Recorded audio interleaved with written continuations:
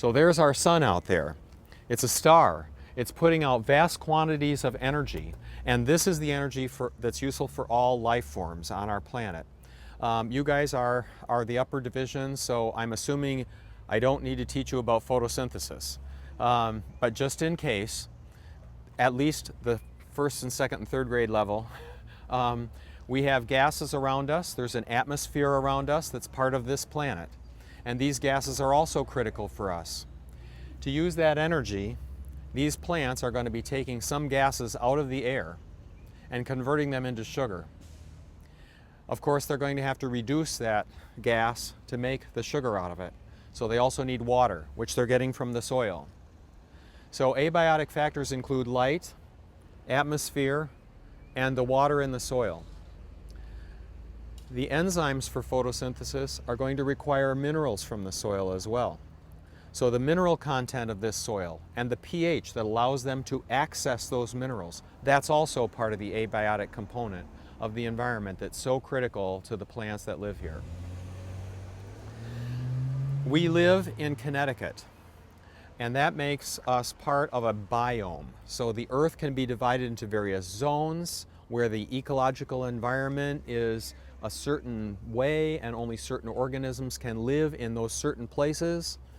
And so this area that we live in is characterized by the vegetation that lives here, by these plants that are around us. And so we have a biome here that's called the Eastern Deciduous Forest. And so where we live is dominated by trees that form large stands, large populations of trees called forests. Deciduous means that the leaves fall off every year. So some of these trees that are out here fit that requirement. These trees around us right now, which are ugly, nasty Bradford pears, I wish we would not plant them anymore, but we have tons of them. Thank God they're not in flower today, or we'd all be gagging here. They have terrible scented flowers from a human point of view. For the animals that pollinate them, it may be a gorgeous, wonderful fragrance, but for us, it's just nasty, awful. The flowers are pretty, the trees are covered with white and all of that, but they're doing photosynthesis. They're taking that carbon dioxide out of the atmosphere, using the energy of light and the water from the soil that's brought up with minerals included to manufacture the sugars that allow them to grow, develop, and form their parts. When we cross over into the life sciences, all these plants have parts. So every organism here has organ systems and organs and tissues and is made of cells, and all those levels of organization that you remember from intro bio back in 100 years ago or whatever it was for you, or it seemed like, these are features of all the organisms that we're looking at. These Bradford pears are deciduous trees, meaning that all these leaves that you see on them right now, these green structures, these organs called leaves that do the photosynthesis, they are going to change color in the autumn and fall off and land on the ground and be done. Now, of course, the plant has invested in these leaves. The minerals have been brought in here, especially including magnesium, especially including nitrogen. So again, this crosses over into the physical sciences and comes back into biology. So when the plant is going to get rid of these leaves and the leaves are going to fall off, it's got to recover that nitrogen, that magnesium that it spent a lot of energy mining from the soil and bringing up into the tree this year. To save it for next year, it's going to degrade that chlorophyll up there that's green, that green pigment up there that contains the magnesium ion, that contains the nitrogen, and it's going to send those materials that are expensive and hard to get back into the plant for storage all winter.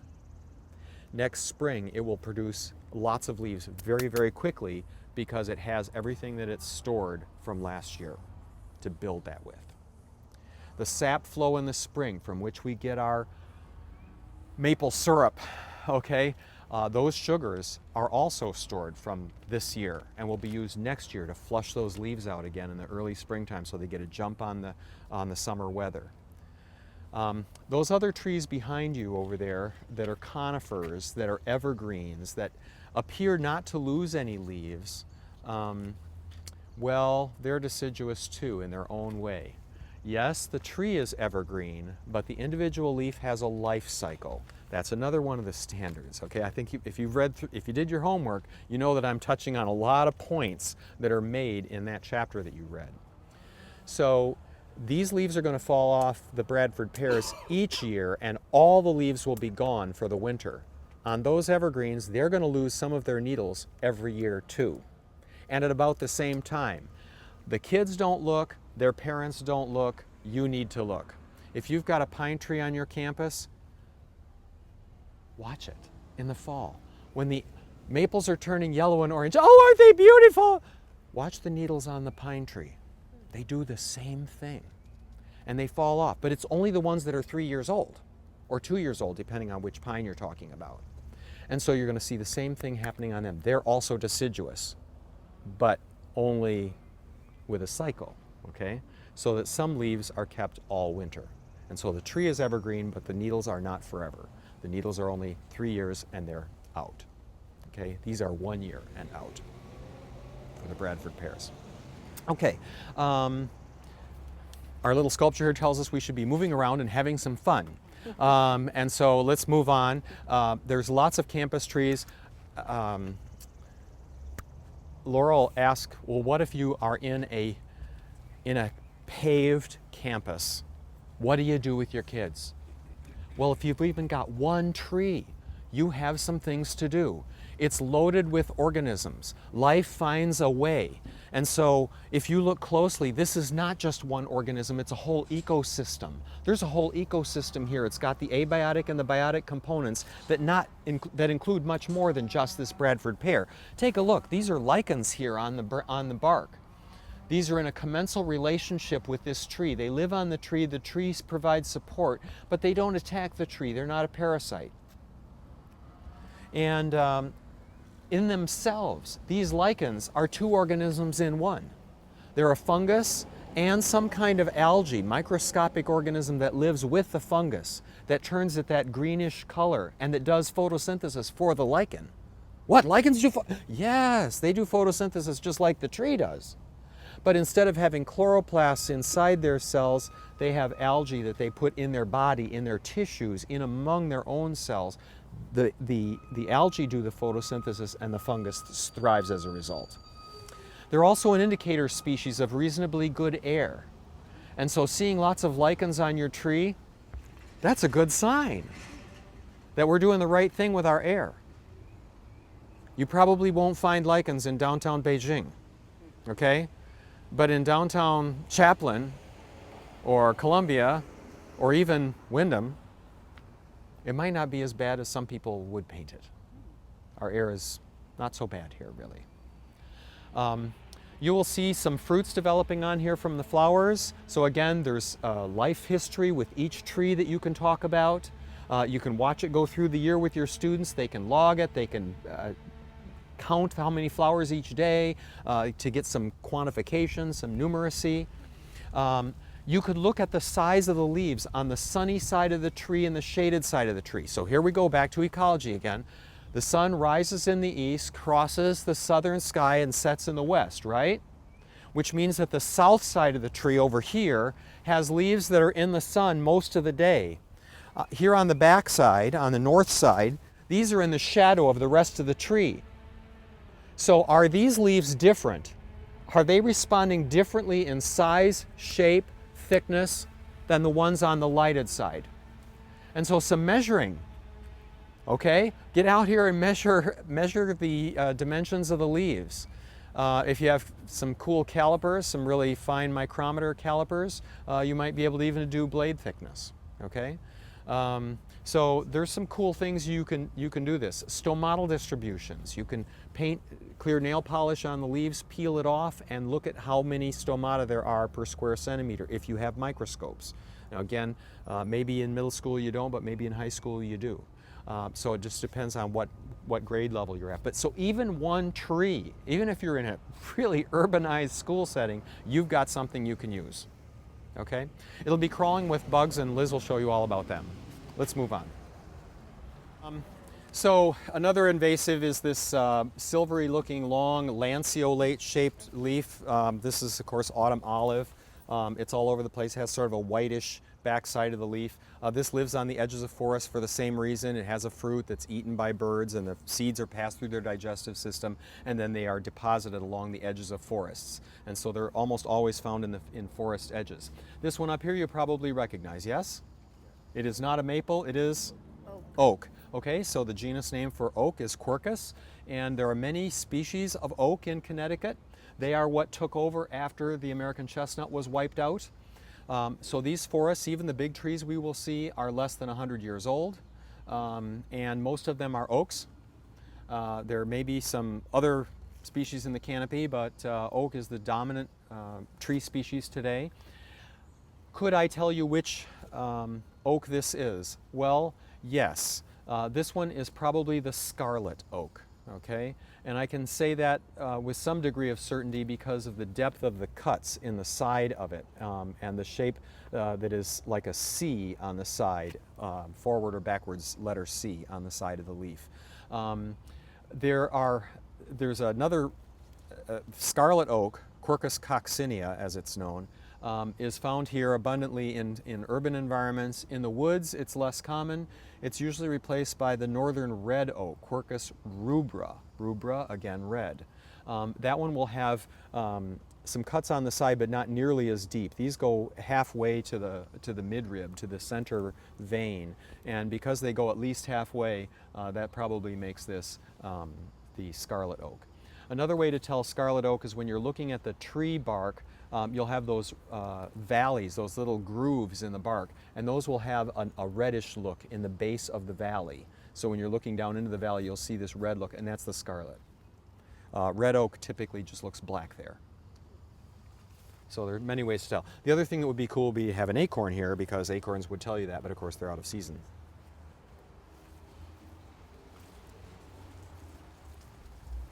Having told you that, what do you think of this one? White oak? Same species? Yeah, different variety. Or related. It's a related species. There are black oaks, white oaks, red oaks, scarlet oaks, and several others. Pin oak, bur oak, and so on. So there's many kinds of oak trees. This one you see has the sharp pointed bristles on the ends of the leaf tips, and it has some fairly shallow grooves on the side. That makes this either a red oak or a black oak, okay? The shape of this leaf is making me want to say, well, it's probably a red, a northern red oak. So that would be my guess. And well, this tree isn't old enough for me to see bark on it quite yet. So we won't see mature bark on this, and of course the Oriental bittersweet is hiding what it is. If you want to see, so this is probably a red oak. This would be Quercus rubrum. Someone mentioned white oak. This one down here is white oak. How can you tell? The round lobes. It still has the cuts on the side that don't go very deeply, but the lobes don't have little bristles on the end. They're completely rounded. So these are some of the trees that you might find in your schoolyard if it wasn't planted with a bunch of exotics. Okay? I heard a little memory device about white and red. Go for it, tell us. The Native Americans shot with arrows, so the red oak has pointed lobes, and the white men shot with bullets. Ooh. And so the lobes are rounded like bullets. Good history lesson, because of course, who displaced whom? Yes. And it was the war technology that did it. Yeah. We didn't necessarily win World War II because we were better or right or anything else, but we had the nuclear technology to end that war, okay? And the radar to avoid the bombings. And all that stuff, is what made it possible to win. So that's an interesting one that ties to your history and social studies lessons that are going on, at least in the lower grades, in some of the same rooms. And if you've noticed one thing about the Common Core standards, you're supposed to be integrating all of these things with cross connections, okay? So they should be learning a little bit about Native Americans and the European invasion that's us, We're the invasive exotics from Europe that came here and wiped out the native peoples. We did some of that with our bullets. We did some of that with diseases. A lot of it was with diseases. We brought diseases that killed them out, just like the diseases that have come here that wiped out the American elm and the American chestnut. Okay? It's the same kind of thing, it just happened that back then. Now, of course, we helped it out too. I mean, I think you probably know from your history lessons, they threw blankets from smallpox victims over the walls and into the villages and gave them away to native peoples to stay warm when they were feeling sick, and of course, you know why they did that. So Sad. one of this would be an organ system. One of these is an organ. I mean, yes. So this leaf would be one organ, but this little branch here would be an organ system because you have stem and leaf, two different organs participating in it. Very good question. This would be a lobed leaf. Okay, it's again lobed, but not deeply cut. The scarlet oak is more deeply cut. The margins are more or less smooth, but the teeth have little bristles on them. Right? So those are all features that you look at to key out a plant. So they're often closely related. So once you know, okay, well, Acer is the genus for maples, then we can figure out, well, Acer rubrum is going to be the red maple. All right. The sugar maple is Acer saccharum or saccharum. Okay, you can put your stress on whichever syllable you want, but saccharum says sweetness, sugar, right? So they make some sense. The bark on this tree is more like a sheet kind of bark. You'll notice that the younger limbs are very smooth, however, so it doesn't become ridged and furrowed or sheety until it gets older. So again, organisms have development. This is another one of those standards that you've got to be talking about. They change over time. This tree used to be very small. It's now much bigger. It's grown in height. It's grown in spread. The trunk has grown in diameter. At one time it was smaller than my little finger. It is now a very large trunk. We could get some wood out of this. It has usefulness. It has practicality.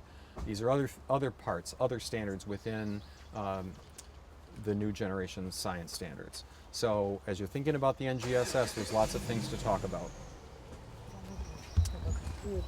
Lobed or not lobed?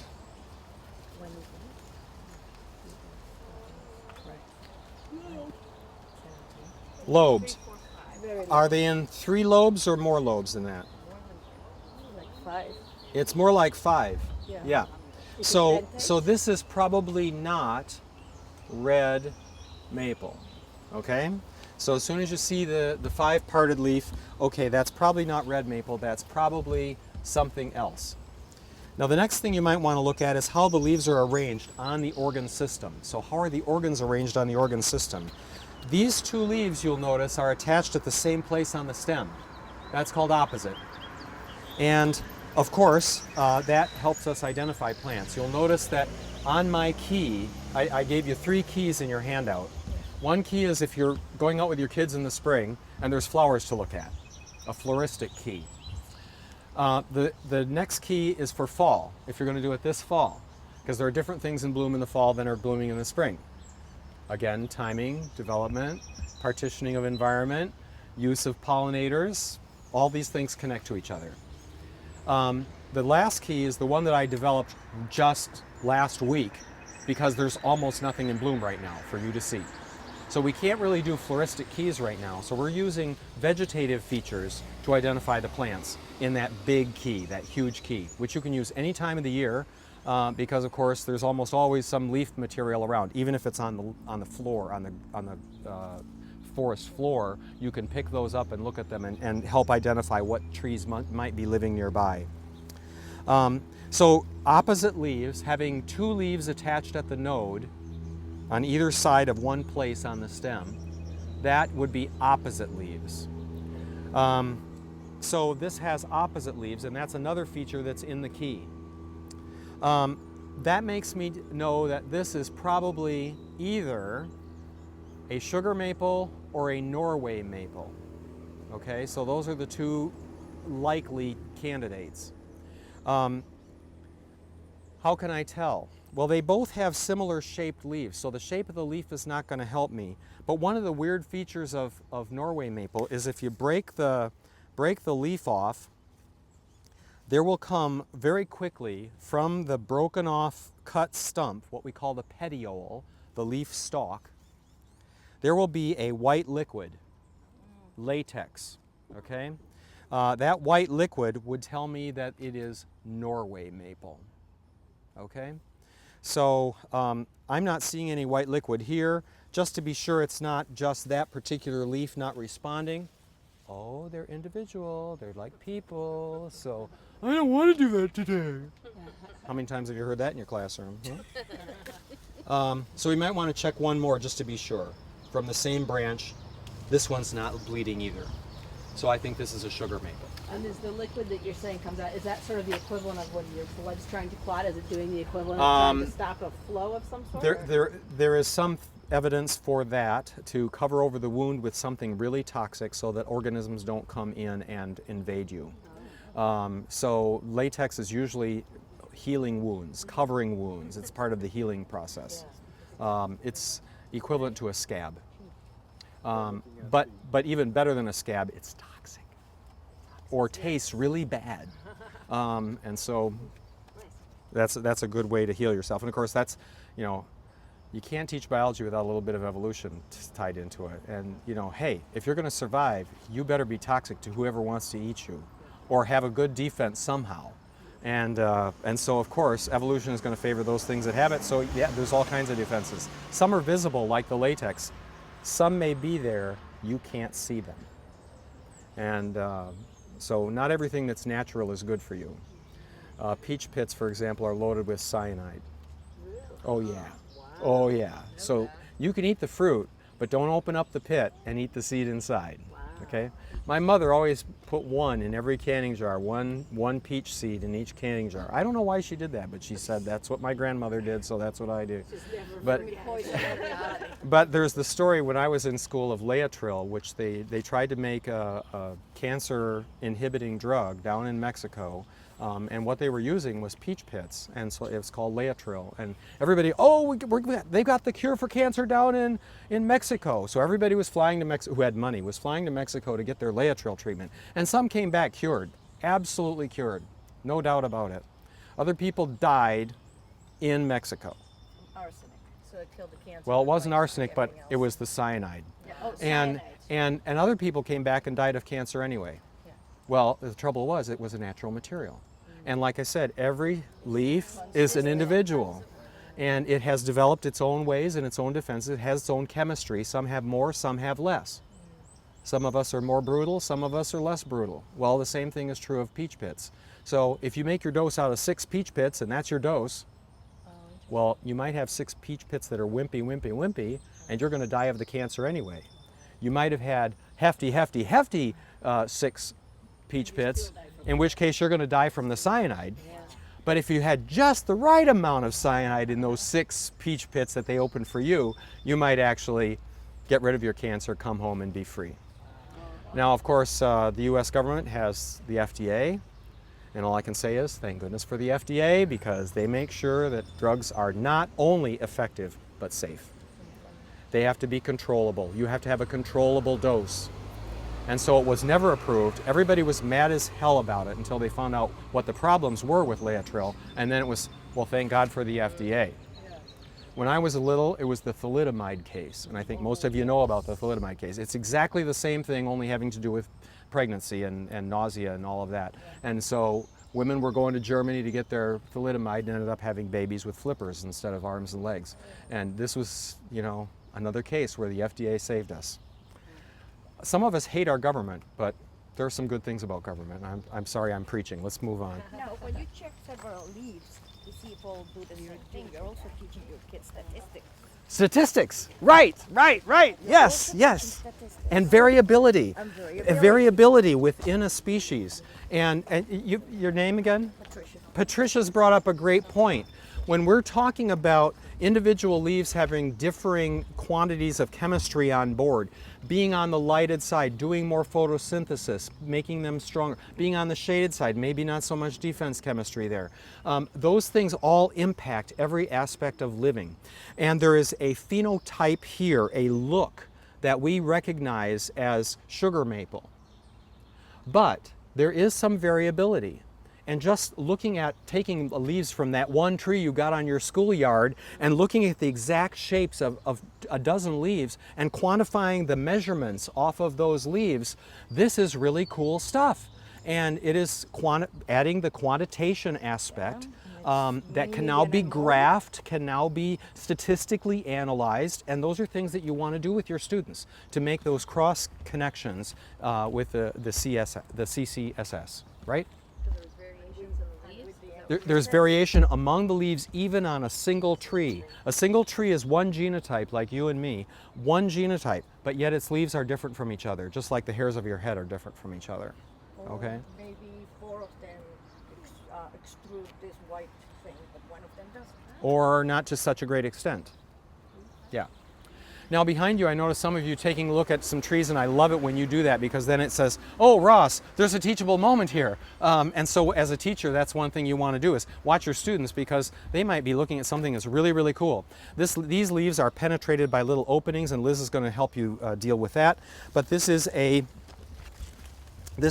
interesting teachable moment for compound leaves. So you'll notice this leaf is more than just lobed. This thing I have in my right hand here is one leaf. It looks like it might be 5 leaves, but it's one leaf. How do I know this? Well, there's a thing called the lateral bud. Do you see that little mound of tissue right there in the axil of the leaf? Well, that is called a lateral bud. Every leaf has one at its base. So this is one leaf because there's only one lateral bud. There are no lateral buds here or here.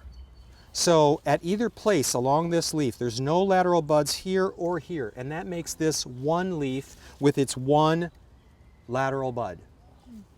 So this is what we call a compound leaf, not a simple leaf. This is a compound leaf. It has multiple blades. So this is a different organ. It's differently configured, and it has multiple blades, not one blade, not one lobed blade. It's so highly divided, it has separate blades, 1, 2, 3, 4, 5. But it's still only one organ. This is still one organ, though it has multiple parts to it. Okay? Your liver has lobes. Your lungs are the same organ, but you have 2 of them. Yes? Okay, so similar to that in a certain kind of way. You'll notice that this is what we call odd compound leaf. 1, 2, 3, 4, 5. It's an odd number of blades. There is a terminal blade, okay, one on the end. And you'll notice that the 3 on the end are larger than the 2 smaller ones on the side. Because these are different in size, we would describe this leaf as being obovate. It's the opposite of an oval. Instead of having a wide base and a narrow top like an egg, this is narrow at the top, narrow at the base, and wide at the top. And so that's called obovate, the opposite of oval. It's an upside down oval with the big part up instead of the little part up. So when you see ovate, that means it looks like an egg with the pointed end upward. If it says obovate, it's upside down with the pointed end downward. Okay. Now, you'll notice that this one has some little teeth along the margins of the blades. The individual blades, though, are ovate. They look like eggs, okay? They're pointed at one end. They're almost elliptical because they almost taper at the bottom as well. So you might see in my key, ovate/elliptical. So they look like an ellipse. Okay, we're crossing over into geometry now. And these are some of the cross connections that you need to make in your classroom so that kids are getting a full education here. Another reason for showing you this is that the arrangement of the leaves is different than we saw in the maple just a moment ago. Take a look. Here's one leaf. It attaches to the stem at one place called the node, but there's only one leaf at this node. It is not opposite, it is alternate. So this is a compound leaf. It's alternate in arrangement, and it's oddly compound. This kind of compounding where there are blades attached to the side as well as one on the end. That's called pinnately compound. It's like a feather, as opposed to palmately compound. Palmately compound leaves are not real common here in Connecticut, but the one that you'll see most often is usually on flags and people's cars and people's t-shirts, and it's the leaf of Cannabis sativa, marijuana plant, and that one has all the blades attaching just at one place on the petiole, on the leaf stalk. And here you can see they're attached at 2 different places, so that makes this pinnately compound. It's like a feather, not palmately compound, all your fingers attached at one palm. Okay? So what is this tree? Well, this one is probably it's a sapling, so it's kind of hard to tell till we get some older bark on it. There are a couple of candidates. If these were all equal in size, I'd be saying green ash to you. But because these are obovate, we have very large ones on the end and smaller ones toward the interior, I'm going to say that this is probably a hickory. Which hickory is it? It's probably shagbark, but you can't prove it right now. So until we see some bark or some fruits or some flowers or something else, we're not going to be able to be absolutely clear about it. There are many hickories, and they are some of the nicest, hardest wood on earth, and they have edible nuts that animals love. These little tiny ones near the tip of the branch have only 3, so again, it's an odd number. This one has 5, 5, 5, 7. So the number is variable, so each leaf, again, has statistical variation. Is there a relationship between where they are on the branch and the level of compoundedness? Okay, now this is something you could investigate if you only had one tree of this. Okay? Kids would love it. Is the difference between the terminal blade width or length relative to the interior one any different on the sunny side of the tree than it is on the shaded side of the tree? Ah, things we can test. Things we can go out and measure, things we can use evidence to argue about. And now, again, those are all features of your new generation standards that you need to be incorporated to do the cross-cultural things with the Common Core. Can you explain yourself? Can you use evidence? Can you use numeracy as well as literacy? We even process it through NGSS. Yes. Process it through everything. Yeah. So that one of the things I love about being a biologist is we get to cross all kinds of lines. Hey, seeing that big boulder over there, how'd that get here? See the boulders across the street? I know they were placed by a big backhoe, but they got here naturally on their own. Anybody know how they got here? Big boulder just sitting out in the middle of nowhere? Not a bulldozer. Well, a sort of bulldozer. A very cold bulldozer, yes, made of huge pieces of ice that flow across the landscape and rounded the edges like you see there. So those were not blasted out of the bedrock, those were broken out of the bedrock and then rolled by ice to get here. These may originate in Maine, Vermont, New Hampshire, and they rolled all the way here with the push of the glaciers down here, and then were left as the glaciers melted and retreated back. This is Euonymus elatus, one of our invasive exotics. You probably have it on your campus as either a weed or as a planted individual. This one was planted here. I'm just saying there was a time when we were insensitive to this, and this whole hillside was nothing but Euonymus. And I think this is a volunteer that's come back from the planting that was here. The planting was ripped out by our staff. Eastern is a good citizen, and when we've had the right people say the right things to the right folks, they came out here and they ripped this whole hillside out of all the Euonymus that was planted here, and they put blueberries in its place. These are not blueberries. How can you tell?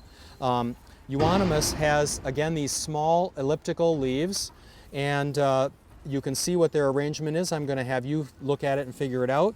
But the diagnostic feature are the little wings on the twigs. So there's little wings on the side. Alatus, A-L-A-T-U-S, is the epithet that goes with Euonymus, the burning bush. Euonymus elatus. Elatus means it has these wings on its twig. So sometimes the scientific names, learning them help you, as long as you know what the root words mean. Alate, got wings. That helps you identify the plant. What's the leaf arrangement, folks? There's the lateral bud there, and a lateral bud there, and a lateral bud there, and a lateral bud there. Are the leaves? So there's simple versus compound. Is that So what they're you're simple. saying? Okay, so you're right, they're simple, but the arrangement is, because those are simple leaves, Are they opposite? and there's 2 at each node, yes, that makes them opposite. Good. Yes. Trying to get your class in a field trip to say it together is always a good thing. You often have, in my experience in teaching, you often have one person who just has a lot of experience, knows a lot of things, and just loves to show what they can tell, and it's always, how do I get them to back off enough for the others to come along? And you know, thank you, but everyone tell me except for so and so, and of course then that makes so and so feel really badly, you know. But it also makes them feel like smarty pants too. Sometimes you can pull them off to the side and say, just let the other guy say it. You say it 5 times in your head first, and then let them try to get in before you. And then I'll challenge the silent members of the group. You know, you can name this yourself. And in fact, that's the learning moment. The learning moment is when you take it out of your head and say the word. Not when I say the word. When I say the word, it's right over your head, right from ear to ear. But when you say it, you take it out of your own memory, that's when it becomes partly yours. And you start to own the knowledge. Are these flowers that are Those are what's left of the flower, and those are going to be the fruits that will, again, have a seed inside. In the fall, those fruits will split open. They're brilliant orange, and there's an orange seed in there. And the seed has a large arrow on the outside of it, fleshy arrow that birds like to eat. And so they'll come and take it away and fly off with it and defecate on the edges of woods. We'll see this plant inside the Arboretum, not planted, but spread by birds. And it has several tips with 3 leaves. Well, yeah, that's because each year, this is a great question. I am glad that you have asked this. Each year there's an increment of growth, and up on the end of the branch there's what's called the apical bud. Sometimes that just dies and makes nothing. And so you'll end up with just 2 leaves on the end. Sometimes it converts to a single leaf on the end. Sometimes it converts to a little flower on the end. So what happens at the tip of a branch is sometimes unique. And this one, as you can see, in a few cases has made a single terminal leaf rather than just ending in a death. You could have the kids counting how many they can find like that. Exactly. Look at the natural variation that's here. And again, that's one of the features of living organisms is phenotypic plasticity, natural variation, whatever you want to call it. It's part of the real world. This is an organism that you are going to find everywhere we go, and it's probably on your schoolyard because this is an invasive exotic, meaning that it's not from here. That's what the exotic means. It's from somewhere else. Exo means foreigner. So exotic, it's from somewhere else. Invasive, once it got here, it just became weedy, and it grows everywhere, and it spreads like wildfire, and it goes everywhere you don't want it, okay? And so this one is the Asian bittersweet, and this one, of course, is a vine. I think you can see that. It has hooks along its stem, which attach to other plants. It climbs them very quickly. You can see it's climbing these trees right here. It can overtake a tree by putting its leaves in the sun path for the host tree. It can kill the tree that it's on. So while it may not bite the other tree, it may not eat the other tree, it can definitely kill the other tree. It's almost a predator in a certain kind of way, but what it is a really skilled competitor, and it's a really great vine. And unfortunately, it produces flowers, and these are its fruits developing here, these little green structures, and those have seeds inside. Birds come to feed on the fruits in the fall. The seeds pass through their digestive system unaffected, and they defecate the seeds out into the woods. And that's how they spread from one place to another. That's part of what makes them invasive, is that there's a way that they spread. And it's birds that do it. You'll find these around the edges, not so much the interior, but definitely around the edges. Wild rose, multiflora rose, is another one that's like this. Poison ivy is another one that's like this. There's a whole group of species, the Japanese barberry. These are all invasive exotics. We've introduced them. They spread from where they were gardened. What's this one called again? You just told me. Asian bittersweet.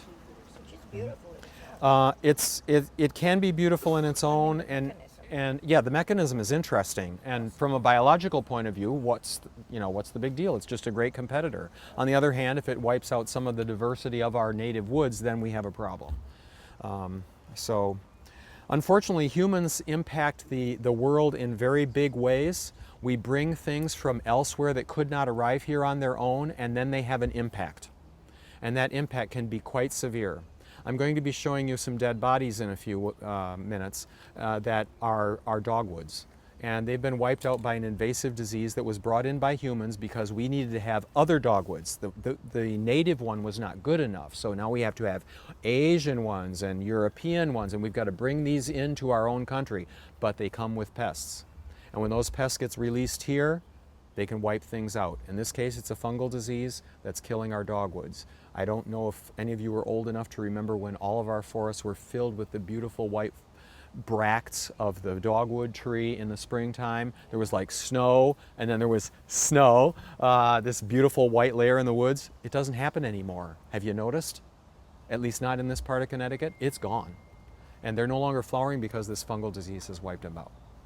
How are things, managed? Like, what is the fix for some of that? Some of that cannot be fixed. And there are some really sad cases, some really sad stories. Dutch elm disease is one of them. The American elm is not going to be making a comeback in our lifetime the way that it was, which affects, of course, the distribution of orioles that lived in its branches, that nested in its trees. Baltimore orioles are pretty much gone because of that. The American chestnut tree, wiped out again by a fungal disease that was brought in and wiped them out. We're working on breeding programs. We're trying to get resistance bred into the remaining plants that have survived, but it's a long pathway to build that back in. In the meantime, our forests change completely. Maybe your home is one of them in this area that has wide floorboards like this, single boards that came out of trees of chestnuts, and that wood is irreplaceable. There's no big trees like that anymore anywhere around here. Okay, so again, you know this plant now because I've introduced it to you. Anybody got it at the tip of their tongue? Hickory. Good. How about the one above you?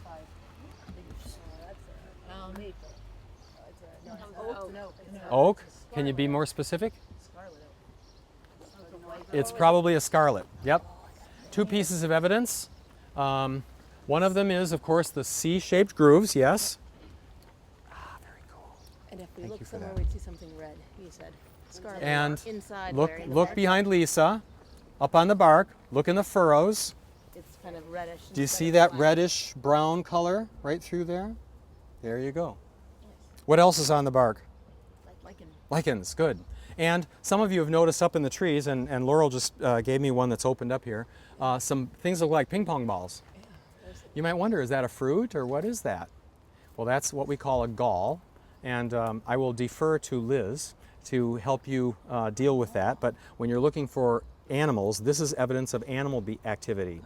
This animal oviposits onto the leaf of an oak tree, and its little zygote, they call it an egg in zoology. I don't know why they call it an egg. Wait a minute.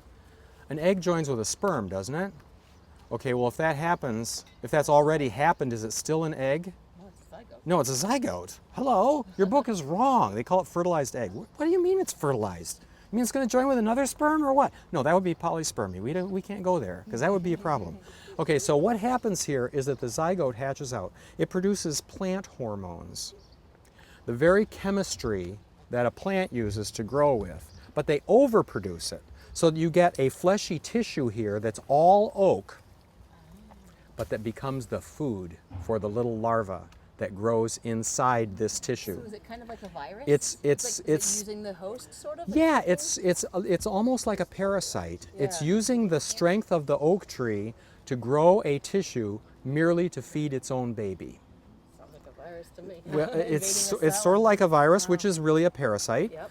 and so a parasite would be the generic term for Yeah, that relationship. So this is a parasite, and now now Laurel's coming around to show us the fresh gall. This is one that's already hatched and has lost its insect. This one may still have its larva inside there. If we pull open that tissue right at the center, the larva may still be in there feeding. And once you get past the oak, this is all oak tissue that I'm pulling apart. Once you get inside here, you'll often find a little larval caterpillar in the very center of it. Now, does this have a dangerous impact on the oak, or is it just more like a minor nuisance? Does this take It may a toll still on the be oak in itself? there. Or is it- If there were lots of galls on the oak tree, it probably would impact the health in a negative way. This is probably a minor parasite. Okay. I'm not seeing anything here, but it's possible. Now here's the real world. It's possible that this parasite had a parasite. Oh. Okay, and it died inside and didn't hatch out. That happens. Yep. Okay, it's also true that not every conception is birthed. Yes. Okay, and so this is sort of a parallel in that regard too. So there's many lessons, Yes. many I feel lessons. like it's hard to prove anything. That things are always, if you're trying to show. This is why we end up having to use statistics, why we have to quantify, why we have to make many observations. We can't go on just one, and we can't let one we can't let one individual teach us. And when you do those projects with your kids, oh please, in your upper division courses, grades 10 through 12, when you're doing those science projects, please make sure they replicate. They have replicate data. They're not doing n equals 1. So much science is done with n equals 1 in high schools, and it really is a disservice. I'm thinking in social studies, different sources, different. Right. When we do like in middle language school, arts they and might not each just do one. one, but then you split up. Okay, folks, let's walk into the Arboretum. We're finally entering. Yes. Yes. Thanks for noticing it.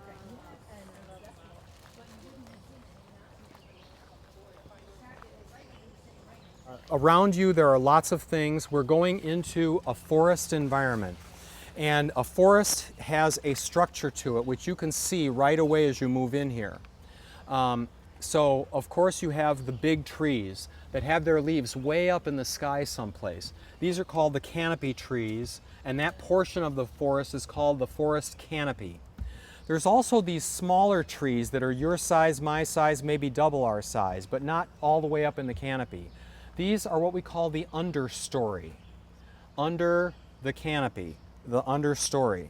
The understory has different species in it, but sometimes saplings of the canopy species. Okay? Underneath that is a layer of very short plants, which we would call the shrub layer. Okay, they're not trees. They're going to have very narrow trunks, usually highly branched, that come up from the same place in the soil, so they look bushy. And so those are called shrubs. And then we have an herb layer, these small plants that make no wood ever. They never make any wood. The shrubs make wood, but just not vast quantities of it. And these that are down here that make no wood, these are part of the herb layer. So we have at least 4 layers of vegetation here. Herb layer, shrub layer, understory layer, and canopy layer. So you have a whole forest here. I'm hearing birds. We were seeing some animals, or at least evidence of animals, in some of the galls and that sort of thing. So we have a whole ecosystem here. It's dominated by these trees, though. And so that's why the biome is named for the trees. Eastern deciduous forest. It's not named for squirrels or birds. If you look at the biomes of the world, they're named for the plants. Why that? Because without the plants, you don't have anything above it. Why not? Because they are the photosynthesizers that produce the food for everyone else. Yes! Good. Yes, yes, yes. That's what we want to know. Okay, so in almost every environment, the producers outweigh, outnumber, outproduce energetically, outprocess all of the consumers combined. It has to. It has to. Otherwise, it would be unstable. So the trophic pyramid has a wide base, and it's all producers. Now, of course, where did the energy come from? Sun. So, our trophic pyramid is sort of upside down, isn't it? We got the light, and then we got the base of the pyramid. It really is a funnel. It's a trophic funnel, isn't it? It really should be upside down. So the plants are on the top, and they're getting the light, and they outnumber everything, and they outproduce everything, and they're the top. And they're getting the energy directly from the star. How cool is that? But the energy funnels down, and it gets less and less because of what process that you learned about in chemistry class? At every exchange, energy is lost as heat. What is it called? Law of conservation of energy, and also It's on the tip of my tongue. I should know. the second. Second law of thermodynamics. Yay! Second law of thermodynamics, yes. So in every exchange, something is lost in the form of heat. Okay. So, there's some cool lessons in here about where the energy comes from, where does it go, and who funnels it. And it also explains why we name the biomes after plants. It isn't because the botanists ruled the world. It's because plants rule the world with their energy. They are the pathway from the sun to the biology environment. And so they are the transfer agent. They're going to outnumber everything. Can I ask you a question? Sure. You mentioned all the layers, but you stopped here. At the herb layer. How about what's going on underneath? Because the Very cool. roots are Very as cool. much as the top side. The leaf litter that you see on the floor, the leaves from last year and the year before, are being broken down by a vast assembly of microarthropods. And again, Liz should be helping you understand what those are. But there are literally billions and billions of animals in every acre, of land. If we took an acre of land 1 foot deep and scraped it off and sifted out the mineral soil from the living organisms, there would be over 3 tons of living organisms in that soil. So when you say, "Oh, well, I wouldn't kill a flea. I'm a perfect Buddhist." Okay. Well, crunch, crunch, crunch. How many thousands am I killing? Okay. Every step you take, you're killing them. This is a very complex environment, this leaf litter here. There's a whole ecosystem down here. Even if that's all you have is one tree, there's still that environment.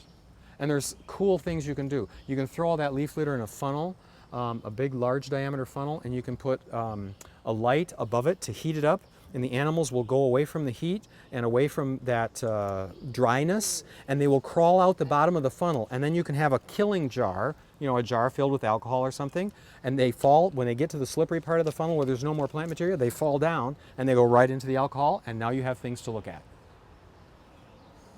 It's called a Berlese funnel. Berlese. And I haven't B-U-R-L-E-S-E. fungus. And of course there's fungi in here, bacteria in here. We got to get a microscope out now. We got to do some culturing. So there's lots of cool things that you could do with this. There's a whole ecosystem. You're absolutely right. That's below that. Below the leaf litter, plant roots, tunneling organisms. Okay, there's a cool biota that you don't see. The whole root system of the tree is about equally massive to what you see in the trunk and the canopy above you.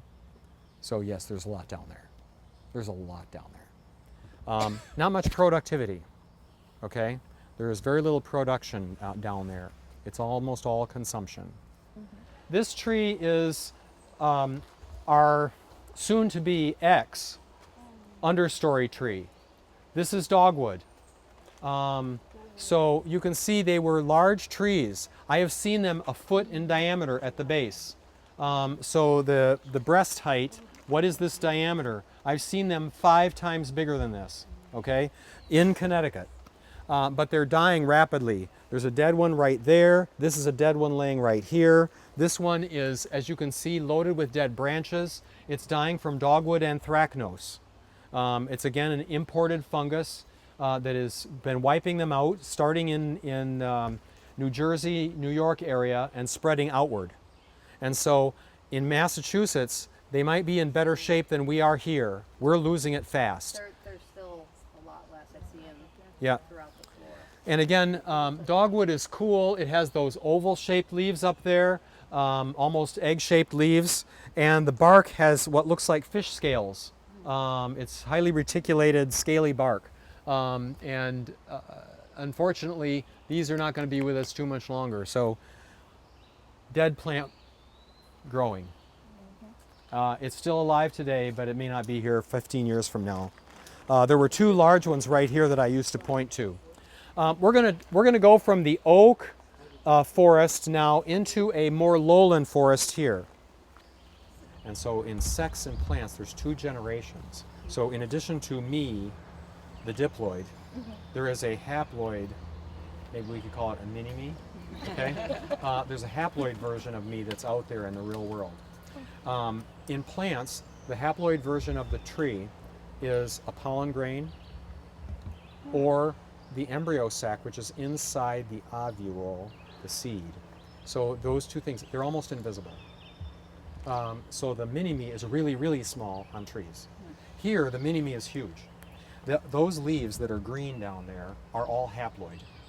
That is the mini-me that's doing all the photosynthesis, that's making all the food, that's being the producer in the environment. And it will send up some stalks that we'll see later, which will be the equivalent of a tree or a human, the diploid side. We will see the diploid a little bit later. These are not doing it right now, or else I'd point them out right here. But this is moss, and again, it is covering the ground in places. You've probably heard the old adage, moss only grows on the, which side of the tree?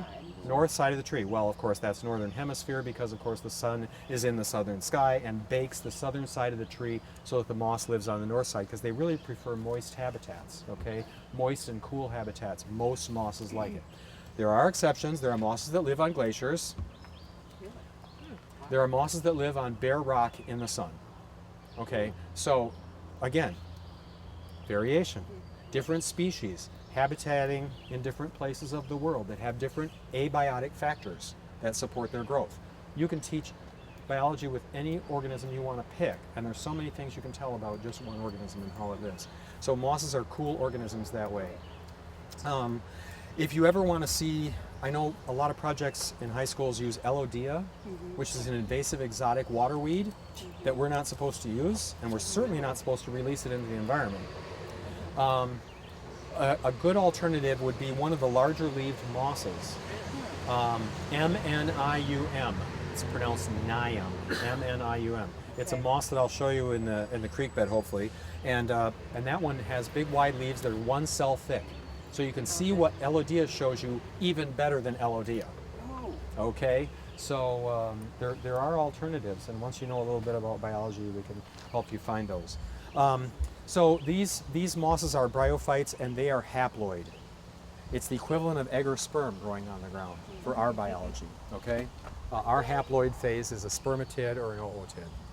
And now, is the moss that grows on the ground a different variation than the moss that grows on trees, or is it the same stuff and they just find different places to grow? Species. Different So species, again, okay. if I am not a bryologist, but if I were a bryologist, I believe I would be telling you that there are probably 20 different species right here in this little patch Wow. of different mosses. If you got on your hands and knees and got a hand lens out and started looking, you would be able to distinguish them Wow. based on the morphology of the leaf and the morphology of the stem and how it holds itself and so on. I believe there's at least 20 species just right here. Now there are different species that are up here on the bark. So this is the moss that's growing right up on the bark. So there's moss in here. Some of this would actually be liverwort. Okay. Some of it is just plain algae. So we'd have to get that off of there and look at it microscopically to be sure what it is. Okay. But you'll notice that the moss is growing well. Gee, moss, moss, moss, moss, moss, moss. I'm lost in the woods. Which way is north? How do I get out of here? That's a problem. Yeah. Because it's always that old saying about mosses is only true when You're in the northern hemisphere. In the south. your northern hemisphere and You're Certain not in times the of middle year? the forest. In a certain time of year. no, You're not in the middle of the forest where you you're get not in the both middle of the shades forest. Where are you? on the On the edge. You're over in the lawn somewhere. So when you got that one tree, okay, if there's only one tree here, it might have moss on the north side of it, okay? But if you're in the woods, you're SOL, okay? You have moss all the way around almost every tree. Was that basically an urban legend or a myth that the slaves used the moss to escape? I mean, growing up, we were always, so I grew up in the South, and we were told that part of the way the slaves, when they escaped, they followed the moss on the trees to know what direction north was. Maybe they didn't have Probably that many. because, of course, they had cleared an awful lot of land for plantation use, and so any trees that were left behind So if they would were have in clearing. that feature. Okay, They okay. would have that feature. But make no mistake about it, the people who, even though many peoples who came here were not brought here of their own accord, they had knowledge of the natural world, and many of them knew the stars. Many of them could figure out how to move north without using botanicals. So those people, as primitively as they were treated, Yes. as Africa primitively has as they were treated and considered by other humans, had ways of knowing that indicated further knowledge than they were given credit for knowing. I hope I said that clearly. Yes, absolutely, absolutely. So indeed, this is one of those things in the woods that's just wrong. It doesn't work here, but it works out there. And around plantations, it would work. But when you got to the Smokies, Yeah. you better know the Better find stars or follow rivers, Yeah. because rivers tend to That's flow in true. one direction. Yeah. If you know which way to go, Yeah. that would be a better way to do it. Yeah. It's gonna be important. The scientific name for the dogwood tree is Cornus florida. Cornus would be the genus name. I can't tell you what the etymology of that word is. Florida means that it produces flowers, okay? But the white things are actually not flowers on a dogwood.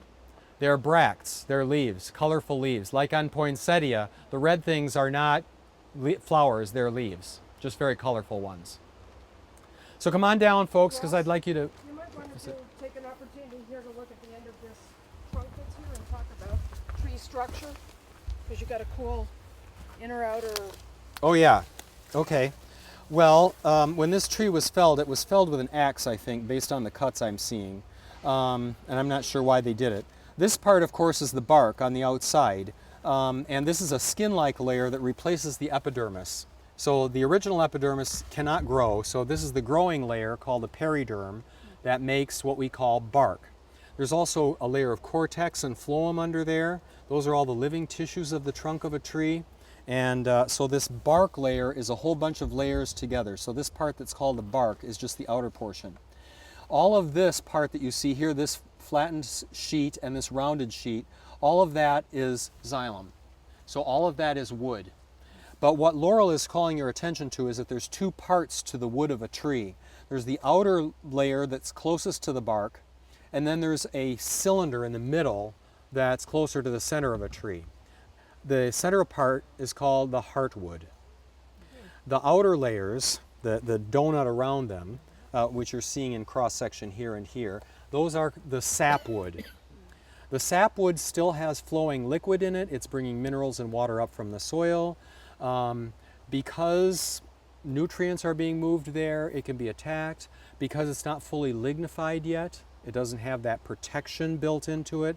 It hasn't got other phenolic substances that are toxic that preserve that wood very well. The sapwood, this portion, is degradable, biodegradable. And there are fungi that can attack that easily, quickly, and rapidly. And so that part will rot away quickly. along with the inner layer of the bark, the phloem and the cortex. They'll feed on that. The disease fungi will do that. But this central portion here is still pretty tough, and that's the heartwood. It's not flowing water and minerals. That's just the toxic waste dump of the plant, and it's throwing toxic substances in there to avoid the bacteria and the fungi that would attack it. And so the central part of the tree is the part that's best preserved. It's also the hardest wood because it's got the more full lignification, and it's got all the toxic ingredients that preserve it. Those toxic ingredients are colorful. They're polyphenolic substances, so they absorb light, and that makes that wood darker looking. So black walnut has heartwood that is very beautiful and very expensive. So that very dark black walnut that you know, that's the heartwood of that tree is the expensive part. And also the part that will endure fungi and bacteria the longest. So The do sapwood- pine willows have that at all, or no? They just have less of it. When you said that the pine is a softwood, do they have any heartwood in the middle? Oh or yes, they have. less They of it? definitely have heartwood, and it does change color as well. So in a cross section of a pine tree, the outer layers are almost white. The sapwood is white, and the heartwood is orangish. Oh, But it's not as dark as walnut. oh, okay. I have a wonderful set of photos because somebody cut down a black walnut tree on my walk to work.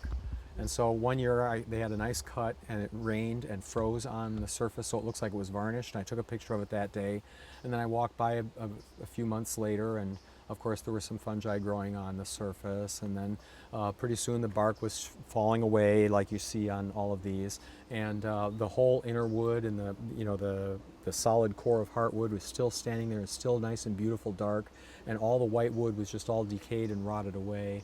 And so you can see the decay of a tree and the parts that are vulnerable. And it's the part between the bark and the heartwood that's vulnerable.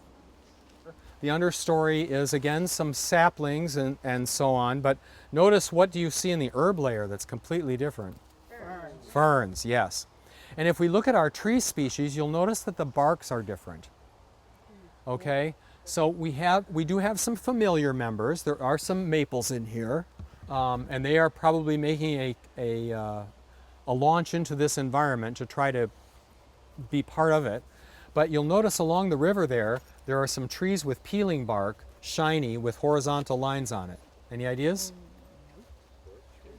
Birch, yes. These are called the river birch or the gray birch, Betula alleghaniensis, the yellow birch sometimes called. And so those that have the scaling, peeling bark, this one has a bridge graft between two trunks.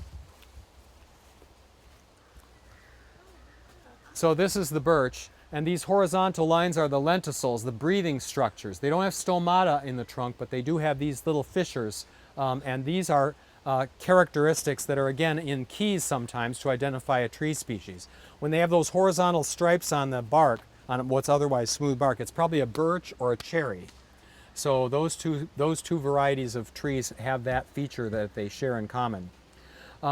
So this tree over here is a birch, and again, it has that yellowish peeling bark. Here's the peeling part. And again, ovate leaves with very toothed margins. And the margin teeth are of two sizes, so double-toothed, if you will. So we have large teeth that are long, and then those large teeth have little teeth. So even the teeth have teeth. So two layers of teeth. And that's how we can tell birches from, say, cherry, which does not have those features. Okay. In addition to the yellow birch, which is a common tree around here, one that we just discovered, and Liz promised you that I would show you a tree that I had not seen, had not noticed here in the lowland forest, but this is a typical lowland forest plant, is this one right here. You'll notice it has smooth, oval-shaped leaves, but it has like 3 teeth, very large ones, 3 very large teeth on the end of some of those blades, little points, but they're broad. The teeth are broadly based, so they're long teeth with on the very ends of those leaves. This is the black tupelo, Nyssa, Nyssa sylvatica of the forest. So this is the black tupelo, and this is one I didn't realize was here. Its leaves look very much like dogwood, and they are close relatives. Okay, they're in the same family. But that's a new one for me here. And it's a huge tree, and here I've gone by it a million times and hadn't noticed it because I was telling the dogwood story coming down this trail, and never noticed the black tupelo sitting right there. But as soon as Liz pointed out, she says, "Well, what's that tree? Is that an oak?" And I said, "I don't think so. Look at those rounded leaves." And so then we had to figure it out. So I said, "I think that's a black tupelo," but I had to key it out to be sure. There are some big trees that are up on the hill and behind. What are the big trees? They're oak, yes, and because they're white and shiny looking, lights of light bouncing off of them, those are white oaks, yeah. And that big dark gray one with the red lines running in the, that's the scarlet oak probably, yeah, scarlet oak. It's in the red oak group. Okay, so when we come down here, we've changed species in the canopy. We're no longer dealing with the oaks that are up there. Look, what's around you is maple, tupelo, yellow birch. Different composition of forest. This is a lowland forest. The herb layer has changed from grasses and small mosses and stuff to an awful lot of ferns. These ferns do not have sori on the back sides of their leaves, and the reason is that they are either A, out of season, or B, they have fertile fronds that will come up later in the season. And all of the spores are produced on the fertile frond. Most of these are cinnamon ferns, and that's how they reproduce. They have a fertile frond and these sterile fronds. These do the photosynthesis, the fertile frond does all the reproduction. So another member of this group, come on down here, but then those of you who have bare skin exposed, just be careful. Don't go trapping in the vegetation, because there's another thing I want to show you here. Another dominant member of the herb layer in a wetland forest is this plant right here in front of you with these very large leaves. Anybody know it? Yes. So I'm going to pull this leaf open a little bit and have you pass it around and tell me what that smells like. Like a skunk. Symplocarpus fetidus, okay? What's his name? Smells Symplocarpus fetidus. Fetidus meaning smells bad, yeah. So the young leaves of this are actually edible, and the fruits and flowers come up in the early springtime and actually melt the snow. They uncouple. If you remember how ATP synthesis and respiration are coupled together, well, they uncouple their respiration, and instead of making ATP, all the energy comes out as heat. And that's what melts the snow and gets them out. Their flowers open up in the early springtime when the only thing out are flies. And so that's how they melt. They get out there to be out at the time when the flies are looking for something to eat and it's too cold for anything else. And so now they have all the flies they want to give attention to their reproductive biology. So how cool is that? Is that the same? That's the skunk cabbage. Yep. Is that the same thing that crocuses do? Crocuses don't do it that way. They do come up in the early spring, but they come up later and they're definitely not pollinated by flies. But some of the aroids are. The biggest aroid that I know of is Amorphophallus titanum, the corpse flower. And here Laurel is showing you our corpse flower in bloom a few weeks ago. We have another bloom that's going to be opening within the next 2 weeks. And so while you're here, Laurel's going to keep an eye on it, but we have one that is in flower now. I don't know when the bloom is going to be opening, but it will produce another terrible fragrance to attract flies from a great distance. And if I'm around, I'm hoping the whole group will be able to join me in the greenhouse for just a few minutes to see this huge plant. But the flower stalk is as big as I am, okay? So it's a huge flower, which is where it gets its name Titanum. Titanic flower. How often does it bloom? They bloom about once a year once they're full size, but it may take, one genotype we have took 14 years to reach flowering size. The other one did it in 4 years. So go figure. It takes different amounts of time. Yeah. The other plant that I want you to see here, because some of you have not seen it, and this is a safety issue in your classes, people. This plant right here with the compound leaves that are sort of irregularly toothed. Do you see they have irregular teeth on them? And when the light gets on them, they're a little bit shiny. Sometimes when they're out in the open, they're even shinier. This is your nemesis. This is your student's nemesis. This is dangerous. This is poison ivy. This is poison ivy. If you have never seen it, leaves of 3, leave them be. Twigs of red when they're out in the sun. Well, see, that's When they're in the that's shade, a you don't bad- see it. And Can you say that again with the twigs of red? twigs of red. Usually these petioles are red when they're in the sun. when they're in the sun. But see, that's So an when will important you see that? Only if it's early spring and the canopy hasn't filled in, or if they're out in the open on the edge of the woods or climbing the trees on your schoolyard. Okay. There are plenty climbing in my Eastern's yard. trees. I report them all the time, and they try to spray them and all this other stuff. If you see, this area is filled with it. Now, there are different vines in different parts of our forest. We've already met the Oriental bittersweet, right? There's a big vine here that's black and that is swirling around up in the trees up there. But you see how it's out in the open? And the bark is shreddy and kind of reddish, purplish color. That is grapevine, Vitis labrusca. So that is a vine that is no problem. In fact, the colonists survived by eating some of the fruits in the fall. Leif Erikson named this place Vinland because from his ships he could see that the trees were covered with grapevines. Okay, so those are the connections to social studies in that area.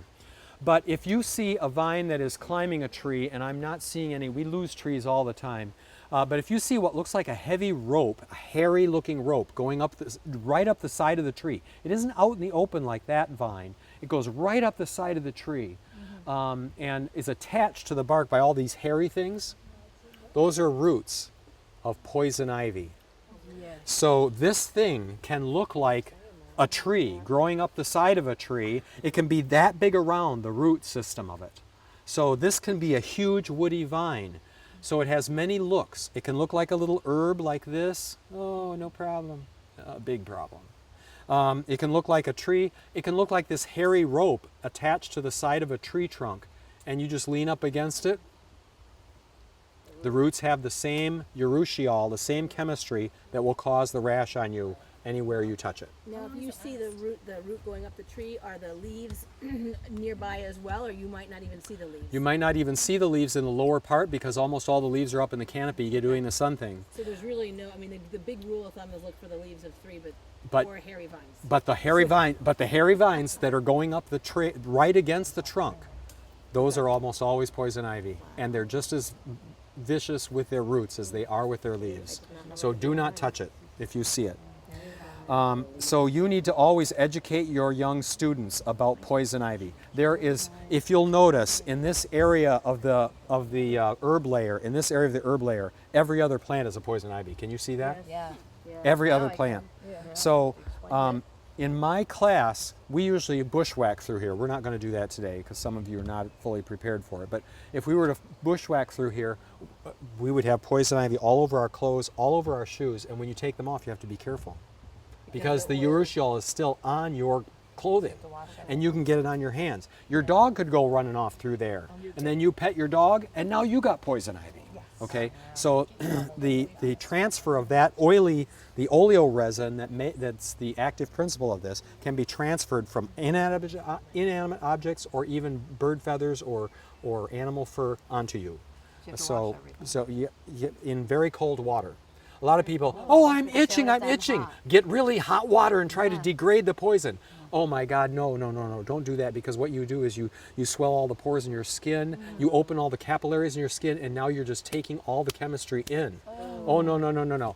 Icy cold water with soap to remove the oil in the cold water and wash. They even have an ivy, I forget the name of the chemical company, but they've now got this foam that you can use that supposedly lifts that urushiol right off your skin.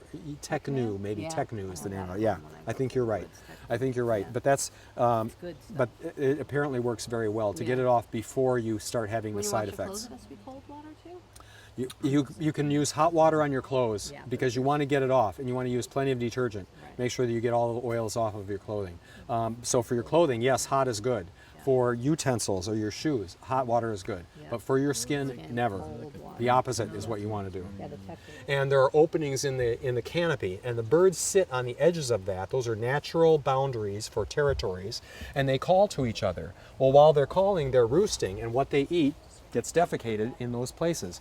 And so along our creek beds here, we have an awful lot of invasive exotics. Right over there is the multiflora rose. Just over there is the Japanese barberry, and that's euonymus, and there's more euonymus over there. So those same things are everywhere, including, of course, poison ivy. So. The Jack in the Pulpit is hiding right there. Yes, Jack in the Pulpit is another. Not everything that's leaves of 3 is bad. This is a Jack in the Pulpit right here, so I can handle this one no problem. It has a beautiful flower in the springtime, and it's in the aroid family, so it's a relative of skunk cabbage, and it has the same feature that the Amorphophallus has. It has a big leaf and then a stalk of flowers in the middle. That's the Jack in the Pulpit. So anyway, my point here is that forests have microenvironments within them, and different things live there.